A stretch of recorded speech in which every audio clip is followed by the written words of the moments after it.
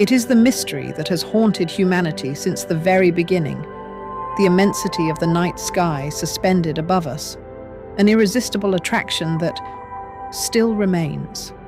The moon, the stars, the endless band of light, the Milky Way stretches across the darkness.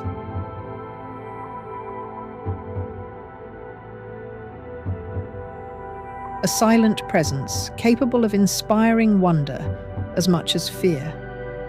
There has never been a culture that did not imagine that landscape as the dwelling place of gods and myths, that did not attribute its fortune or its downfall to the designs hidden within the movements of the heavens. The rise and collapse of civilizations were sought in the reading of the sky. But our gaze began to change.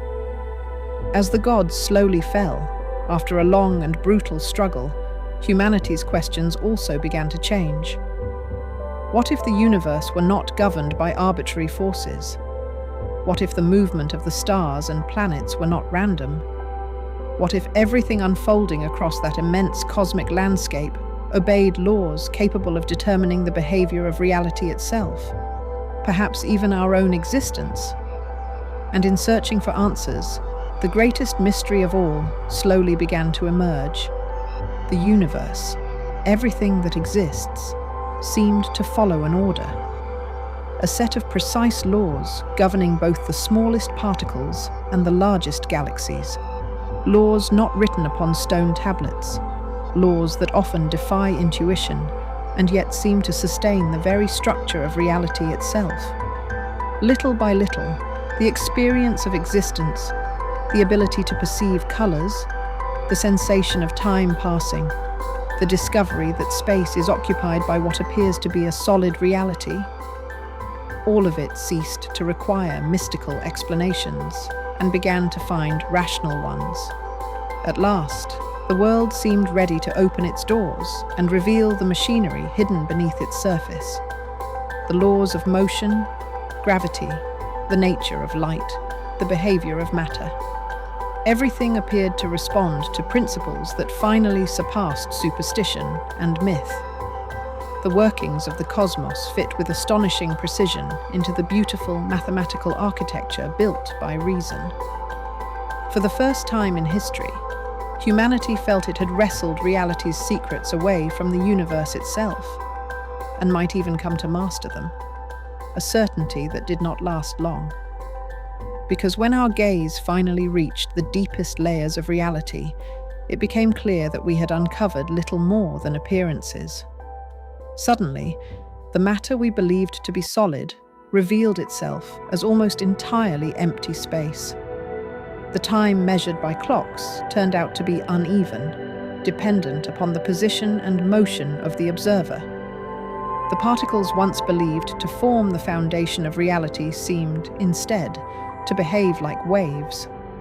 And so, the smallest scales of existence, the foundation from which everything else emerged, revealed themselves to obey laws that completely defied human intuition. Science had opened the door.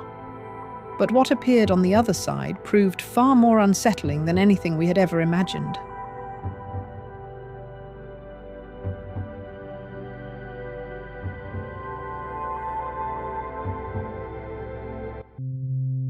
For a long time, we allowed ourselves to live in a world of certainties, the experience of existing, the sensation of being here, of perceiving colors, shapes, a time that moved forward, and a space, a stage, upon which everything unfolded with the forcefulness of a reality that seemed concrete, undeniable.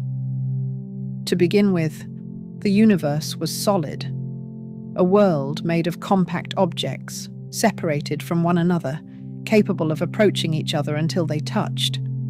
And yet, the more deeply we managed to dissect matter, the stranger it began to appear. When we reached the atoms, they turned out to be composed almost entirely of empty space. And then we realized that what we experienced as contact, the brushing of two hands, the pressure of one body against another, were nothing more than misleading interpretations. no physical touch between solid objects was ever truly taking place. What we were actually experiencing was the invisible interaction between electrical fields. We could no longer trust our own senses. What they conveyed to us was merely a limited interpretation of what was happening out there, a construction of the mind that allowed us to move through and survive within a universe that was becoming increasingly strange. But the bewilderment did not end there, because the colors we saw painting the universe did not exist in the way we imagined either.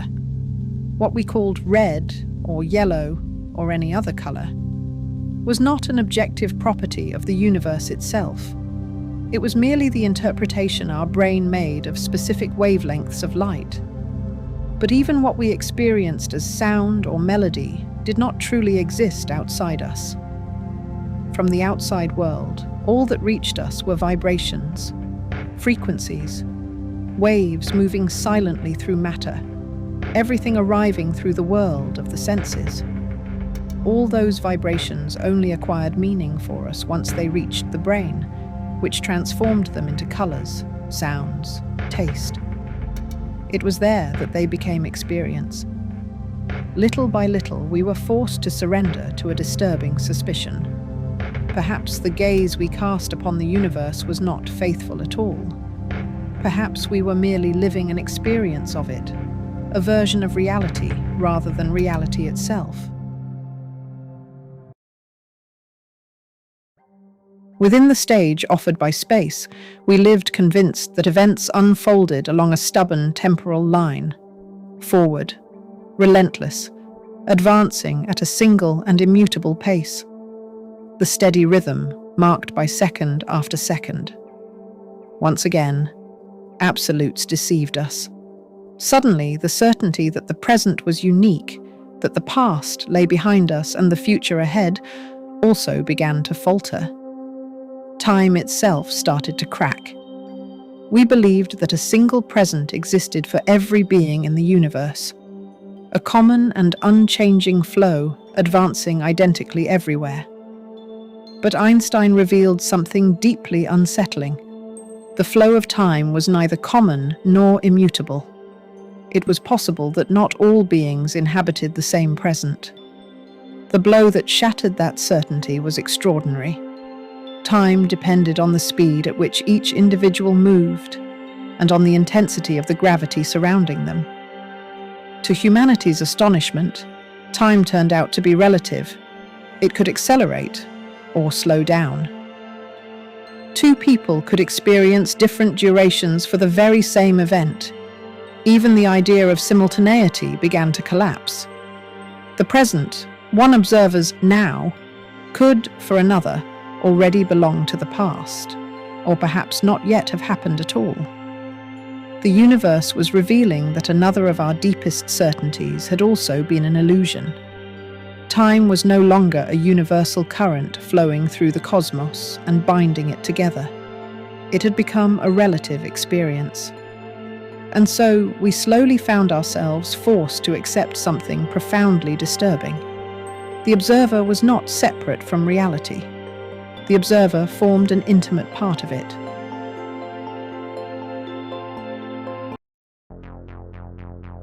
But the universe was not merely far stranger than humanity had once imagined. Its expansion, its vast cosmic breathing, also seemed to obey astonishingly precise laws, where chance itself appeared to give way to equations. The matter from which stars and galaxies emerged was beginning to reveal a mathematical architecture of almost unimaginable precision. Little by little, physicists uncovered the constants pulsing within the machinery of the cosmos, a network of relationships maintaining the universe in an extraordinarily delicate balance. One governed the speed of light in a vacuum, another determined the scale of the essential particles ruling the subatomic world. Others defined the masses of electrons, protons, and quarks, and the relationships between them. The nuclei of atoms remained stable because of one of these constants, the so-called strong nuclear force. Had its value been different, Atoms would never have formed, and, with them, neither stars nor the chemical elements themselves would have existed. The constant of universal gravitation, identical in every corner of the cosmos, was weak enough to prevent matter from collapsing instantly, and yet powerful enough to allow the formation of stars, galaxies, and immense galactic clusters. Then, there was the extraordinarily precise rate of the universe's expansion, so finely balanced that, had it been even slightly smaller, the entire system would have collapsed after the Big Bang. Had it been only a little larger, the opposite would have happened. Total dispersion. The universe would have become nothing more than an ever-thinning cloud of scattered energy.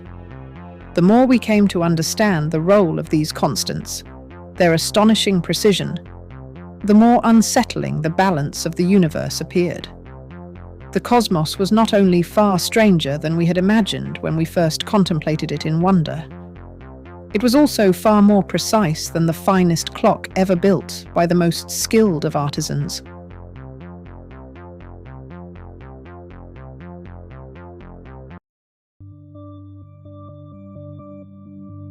The temptation arising from the contemplation of those finely tuned constants could become irresistible. Could a universe of such extraordinary precision truly not seem directed toward the emergence of life somewhere within its vastness? Even more unsettling, why, among all the structures born within the cosmos, stars, galaxies, black holes, had there appeared that particularly strange fragment of matter endowed with the capacity to question its own nature and that of everything surrounding it? A structure capable of perceiving facets of the universe itself, because it possessed something that had manifested nowhere else, the ability to experience the world from within. Throughout history, science had eventually become capable of describing the moments following the birth of the cosmos. Yet now, it found itself facing a new challenge, one producing perhaps its deepest discomfort. What exactly gave that fragment of matter the capacity for inner experience, the phenomenon we call consciousness, the intimate sensation of existing, the ability to feel pain, fear, beauty, or wonder, the inner perception of a self observing the world from some hidden place within the mind, another door opening before us and demanding an answer? Many scientists have regarded consciousness simply as the inevitable result of cerebral complexity, an emergent phenomenon arising from the process of billions of neurons exchanging information within the brain. But others, even while granting that possibility, go one step further and point to the persistence of a series of deeply uncomfortable questions. Why does the universe not merely process information? Why should all that neuronal activity also be accompanied by a unique inner experience for every individual? The fracture, despite the debate, refuses to close. Some scientists and philosophers began to suspect that consciousness might not be a simple, irrelevant accident emerging in some forgotten corner of the cosmos. Perhaps it was an inevitable consequence of certain profound properties of the universe still unknown to us. Perhaps even a fundamental component of reality itself. Others, by contrast, argue that the sensation of interiority is nothing more than an illusion generated by the brain, an evolutionary strategy developed to interpret the environment and ensure survival. The debate remains open, but perhaps nothing can conceal what may be the most unsettling question humanity has ever asked while contemplating the universe. Why has a cosmos apparently blind and indifferent ultimately produced an organism composed of 37 trillion cells, capable of contemplating it, and asking about its own existence and that of the universe itself?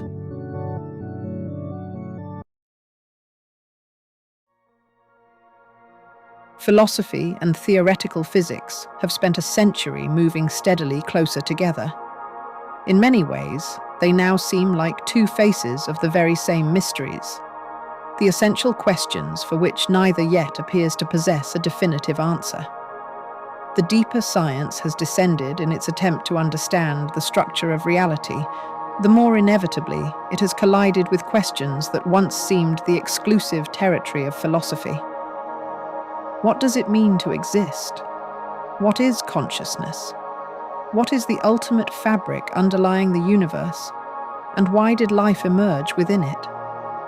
Until both disciplines finally found themselves standing before the question that seems to dominate all others. What is reality itself? For centuries, humanity believed in a universe created by gods or myths. Later, it came to believe it inhabited a comprehensible world, a solid, stable stage governed by laws that reason could ultimately decipher. But those certainties began to fracture one by one. The senses revealed themselves to be limited interpretations of reality. Matter, seemingly solid, turned out to be composed almost entirely of emptiness. Time ceased to be absolute. The universe began revealing itself as far stranger and far more improbable than anyone had imagined. And the emergence of consciousness ultimately opened an even deeper fissure, until it led us toward an unsettling suspicion. Perhaps we do not even understand what the word reality truly means. At least, not yet. Most physicists, neurobiologists, and defenders of physicalism seem convinced that, ultimately, all answers reside within matter itself. No element external to the physical universe, no outside force, no dimension beyond matter, and the laws governing the cosmos since the Big Bang exerts any influence upon it. The formation of galaxies, the birth of stars, the emergence of complex chemistry, and eventually of life itself would respond to no purpose whatsoever. They would simply be the inevitable consequence of those laws unfolding across time, and that would include consciousness as well. What we experience as identity, memory, will, or emotion would be nothing more than the product of billions of neurons exchanging information within the brain. The intimate sensation of existing, the self that seems to observe the world from somewhere inside the mind, would arise solely from extraordinarily complex physical processes. Even the sensation of free will might itself be an illusion. Human decisions, what we believe we freely choose, would in fact be determined by invisible chains of causation operating under the laws of physics long before consciousness perceives itself to have made a decision. Yet even within that profoundly rational framework, certain unanswered questions remain open. Why should all that physical and cerebral activity be accompanied by subjective experience? Why did a portion of matter ultimately develop the capacity to feel itself from within? For some physicists and mathematicians, however, the materialist vision still fails to fully explain the deeper nature of reality.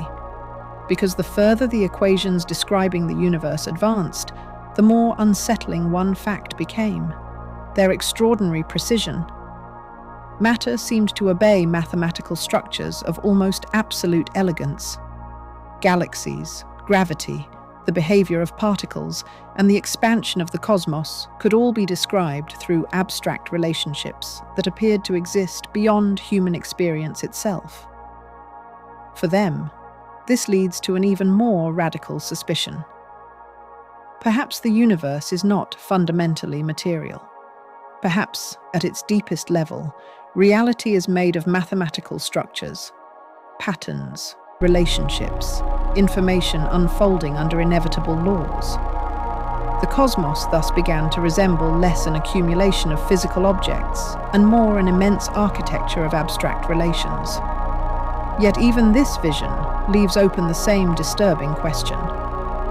Although the universe may be describable through extraordinarily precise equations, those equations still fail to explain why one part of that mathematical structure became capable of experiencing itself from within. Faced with the anomaly posed by consciousness, so difficult to reconcile, other physicists, along with philosophers of science, began suspecting that conscious experience might not be reducible to information exchange between neurons, nor to the brain's merely computational functioning. Perhaps consciousness reveals the existence of processes still unknown within the structure of reality itself. The intuition was profoundly uncomfortable. It refused to close a fissure too difficult to ignore. In a certain sense, it even moved against the current initiated by Galileo. For centuries, science had progressively displaced humanity from the center of the universe. Earth lost its privileged position. Life appeared as a natural consequence of biological evolution. And consciousness, too, seemed destined to become merely another physical phenomenon. But like the elephant in the room, the questions raised by consciousness remain unavoidable. Why does there exist an inner perception of pain, beauty, fear, or even the passing of time itself? How could a structure composed of unconscious matter ultimately develop the capacity to feel itself? Some argue that this difficulty merely reflects a limitation in human knowledge, one that will eventually be overcome. Consciousness would then be explained, just as other apparently irresolvable mysteries had eventually yielded to understanding. But for others, the problem runs far deeper. Perhaps consciousness is not a simple accidental byproduct arising in some irrelevant corner of the cosmos, but rather something revealing profound fractures within our understanding of reality itself. Faced with this situation, some schools of thought began to suspect that the problem lay not only in our understanding of reality, but in the very manner through which we perceive it.